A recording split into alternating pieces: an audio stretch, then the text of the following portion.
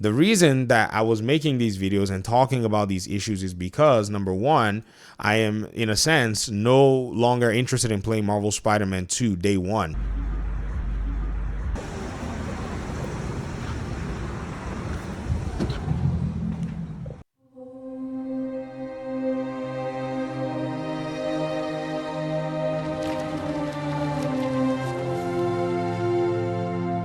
Now hold up.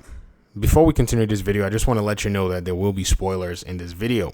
It's very hard to talk about a superhero game without talking about things that will spoil the game for you, especially if you've been a fan of superhero movies, comics, or even other forms of media.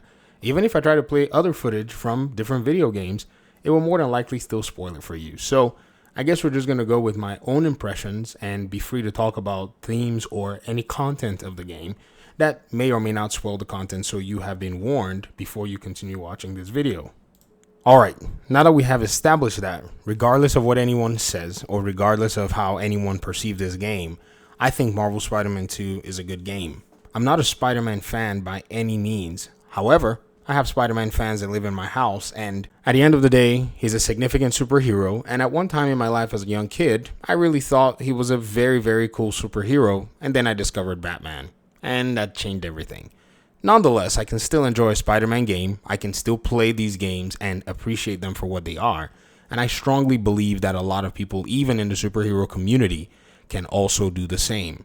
The fun part is, I enjoy the fact that this game actually received a lot of inspiration, or at least a series of games, according to its game director, Brian Intihar, received inspiration from the Arkham games, which have been my favorite superhero games for all the while that I've actually encountered them. Basically, from the first time I walked into a friend's house and I saw Arkham City sitting there, never would I have imagined that we would get a Spider-Man game that plays at this quality, that plays and actually, showcases what Spider-Man is. It's actually pretty cool.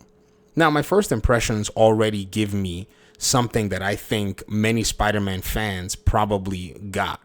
And that is the excitement of playing a game that has this scale, that has this quality, that has these visuals, that even has some old school tropes done very well in a sense. I like the way they greet you with this particular villain that is in the game. And it took me back to Spider-Man Shattered Dimensions, one of actually the favorite Spider-Man games that I've actually played. I thought that this was a really nice touch to bring this villain here in an encounter. It also gives you this sense of nostalgia, how some of these old school games used to start with these big fights, and how it was, you dove right in and all of that stuff. And I thought it was actually pretty cool. I thought the presentation really did establish what they intended to gain from a Spider-Man game. I also want to comment on the very first few things you get to deal with. Now, like I said, there will be spoilers, so please don't let any surprise Pikachu face show up on my comment section. You are thrown into pretty much the cinematic style of Insomniac's video game design. They start out with some cinematics, they start out with some gameplay. You're put into a scenario where you basically are getting used to the mechanics, and if you've not played the previous games in a while, you get a refresher, and maybe for some reason you pick up this game for the first time. Well, you're going to get a tutorial, which I thought was kind of redundant, but then I had to think about it and say, well, how about somebody who just picked up this game for the first time? They walk into a store and this is the game they pick up. It's happened to me before. I walk into a store, I picked up the wrong Arkham game one time. I had to go back and then change the Arkham game to play the previous title before it. That's happened before. You might eventually find out somebody does that. A tutorial will basically help them understand the game's mechanics. Also, there are new mechanics in the game, and these tutorials also help new players or even veteran players to be able to get used to the new mechanics in the game. Then there is the side where there are shortcomings always. I've noticed that after Spider-Man 2018 on the PlayStation 4, it appears that there's a similar issue that happens in all of the games, which is some kind of a lag in terms of your responses. Whenever enemies are trying to hit you, you could dodge, and sometimes the game just does not respond. And I've noticed this issue with the 2018 game, with Miles Morales, after they did the remasters, and the 60 FPS versions of the game. Even on PC, you will notice this. I figured that this might be some kind of input queue design that the developers put in place to allow for you to be able to cancel out of specific moves so that you're not locked into your attacks. And the way they implemented it just makes it seem like there's some sort of a lag. it seems and feels like that, and then as you continue to play the game, you eventually just get used to it. So coming back to that particular beginning and thinking, oh, a new game, and then having to deal with the lag, and I call it a lag, it's not really a lag, or the input queue timing. That's the much better and much appropriate development term for it. It was a little jarring for me. I hope they would probably find a way to create middle ground in their combat systems whenever Wolverine comes out, so that we're not seeing something like that. But that's something for the future. And so we jump into the combat. You're learning your new mechanics. You're doing everything that you need to do. I think it's a phenomenal game. I think it's a fantastic game. It has all the movie elements to it. As much as many may say, Sony likes to do these movie games and, the QT and all that stuff. Yes, they're there, but they're implemented very well. I'm somebody who, if you do QTE well, I'm on your team. And I think they did their QTE prompts well in this particular scene. Doesn't really take too much. It's kind of almost challenging to implement your beat 'em up type game too with a lot of these big superheroes. So they just leaned into the classic tropes that you will see in even classic video games. That's one of the reasons I actually do like it. Because again, this particular fight with this particular villain is one that I actually do like. I've, played a similar fight of some kind in an older system, and I thought that was actually pretty cool. And so this is what you're going to get in your very first few minutes of playing this game. I think your very first 20 to 30 minutes is you running through this combat system with this particular villain, feeling and getting, used to the game and getting used to the mechanics. I thought it was actually well executed. And then afterwards, you can find yourself doing some side missions, which are also teaching you how to use the map and use the indicators on the map and so on and so forth. Something that I thought was a little redundant as well, because you get to do it for both Peter and Miles in the next 20-minute section or so.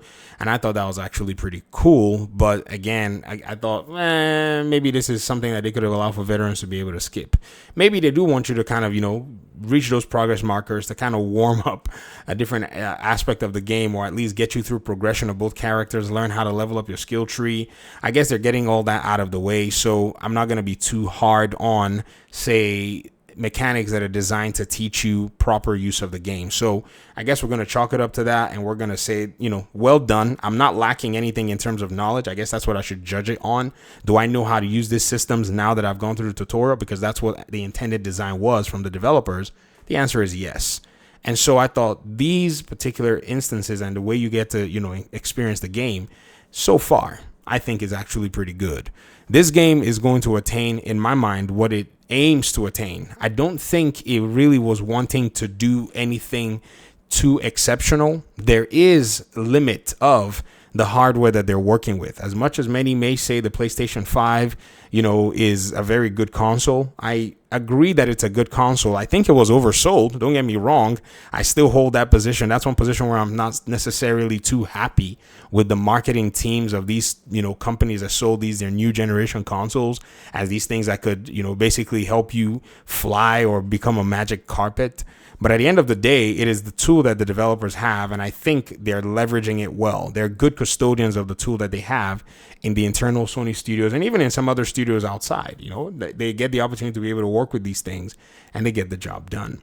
So far, so good. I think the game is actually pretty good. In terms of performance, and this is the opening section, I really like the fact that they're able to lock in 60 FPS in this game. It looks freaking good for what it is. And that's the beauty of knowing your machine and your console. It really tells you this is as much as you can do. And I think the whole conversation of, the game's length and all of that stuff is funny, because the game will probably be longer if the developers could actually make the game play well, look good, be bug-free, and give you more content. But seeing that the game is short with more parameters in it, and when I say more parameters, we have Peter, we have Miles, we have all of these things going on at the same time, already tells you that the hardware is at a place where you just have to kind of give it a huge hard stop. And that's pretty much what it's going to be. I think you're successful giving the game's length a realistic length on the hardware that it's going to be running on. If Insomniac continues to follow this pattern, they will continue to outproduce a lot of other studios. Or at least if other studios are coming in, now they understand that they can market their games differently in a sense.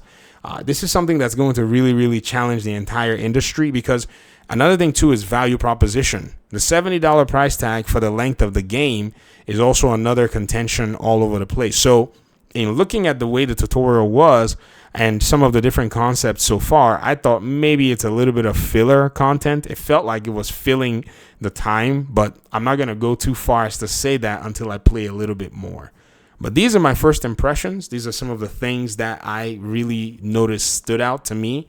I thought for what a Spider-Man game has been established to be, this is actually pretty cool. Having played the Arkham games and seen their improvements and looking at the Spider-Man games and seeing them start from such a high bar that you almost can't raise the bar much anymore. Why? Because you're on the PlayStation 5. You're on a console that is already old hardware. So raising the bar is not something that I was expecting too much of, but I think them pushing it, and I've seen those changes, and I've seen them actually raise it just as much as they can within the limitations that they have, and even within the constraints so far, is to me quite commendable. I'll stop now. I want to hear your thoughts in the comment section. Thank you so much for watching the video.